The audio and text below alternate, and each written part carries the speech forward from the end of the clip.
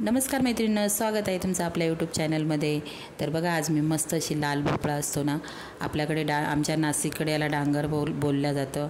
वेगवेगळ्या भागांमध्ये वेगवेगळ्या प्रकारचे याला म्हणजे वेगवेगळी नावं आहेत। आमच्याकडे याला डांगर बोलल्या जातं, कुठे लाल भोपळा बोलतात।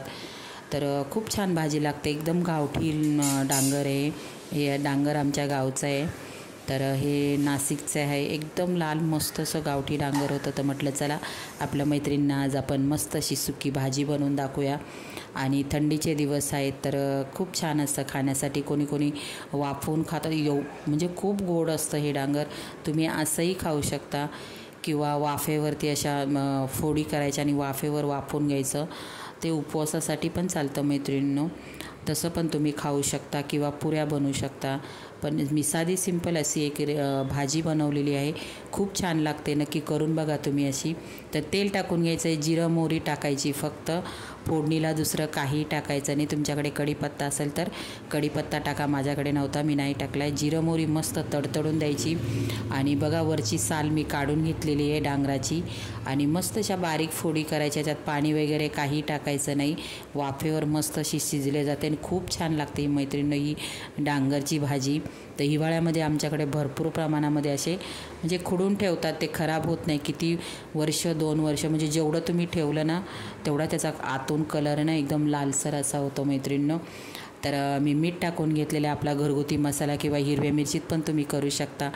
माझ्याकडे माझा घरगुती मसाला आहे तो टाकून घेतला। हळद टाकायची बिलकुलही गरज नाही, एवढा कलर आहे त्या डांगराला, बापरे खूप छान। दिसतानाच असं वाटतं की कच्चं खावं, म्हणून मी थोडंसं कच्चं पण खाल्लं, खूप गोड लागतं मैत्रिणींनो। तर साधी सिंपल रेसिपी आहे। परत एकदा सांगते, तेल टाकायचं, जिरं मोहरी टाकायचा, डांगर टाकून घ्यायचं, मीठ टाकायचं, आपला घरगुती मसाला असेल तो टाकून घ्यायचा आहे। आणि मैत्रिणींनो शेवटी दाखवते मी तुम्हाला, याला टेस्ट वाढवण्यासाठी आपल्याला म्हणजे डांगर गोड तर आहेच, पण याच्यामध्ये ना थोडासा किंचित गूळ टाकायचा, म्हणजे एकदम भन्नाट टेस्ट येते ही। तुम्ही भाजी चपातीसोबत किंवा बाजरीच्या भाकरीसोबत खूप छान लागते मैत्रिणींनो, गरमागरम। नक्की लाल भोपळा पण बोलतात आमच्याकडे, डांगर बोलतात। लाल डांगरची नक्की भाजी करा आणि बाजरीच्या भाकरी करा गरम गरम, नक्की एकदा बनवून खा तुम्ही, खूप छान लागते ही रेसिपी। आम्हाला तर ही सगळ्यांना भरपूर आवडते। मस्त अशा मी गरमागरम बाजरीच्या भाकरी बनवलेल्या आहेत आणि डांगराची भाजी, वा वा एकदम मस्त अशी खूप छान लागते। नक्की करून बघा मैत्रिणी। गूळ खूप नाही टाकायचा, थोडासा 1 ते 2 चमचा आपण पोहे खातो त्या चमच्याने टाकायचा आहे। 1 मिनिटासाठी आपल्याला झाकण ठेवायचं आहे। म्हणजे गावी जे डांगर मिळतं ना, म्हणजे त्याचा कलरच एकदम वेगळा असतो मैत्रिणींनो। आपल्याकडे मुंबई नाशिकला मिळतो ना, बिलकुलही त्याला कलर राहत नाही। म्हणजे कलर एवढा असतो ना की आपण जेव्हा हे डांगर चिरतो ना तर अक्षरशः पिवळे, म्हणजे एकदम पिवळे हात होतात, एवढा याला कलर असतो। एकदम म्हणजे गावठी डांगर आहे, त्याच्यामुळे त्याला एवढा कलर आहे। आणि आपल्याकडे हे मिळतात त्याला बिलकुलही चव राहत नाही, एकदम सफेद राहतात।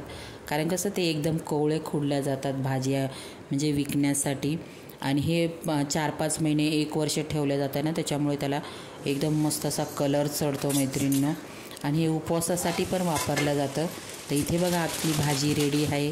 व्हिडिओ कसा वाटला मैत्रिणींनो नक्की एक कॉमेंट करा। आणि मी गूळ टाकून घेते, शेवटी गूळ टाकायचा, कारण कसं गुळाने पाणी सुटतं ना, तर शेवटी टाकायचं आणि मिक्स करून घ्यायचं। खूप छान लागते ही भाजी।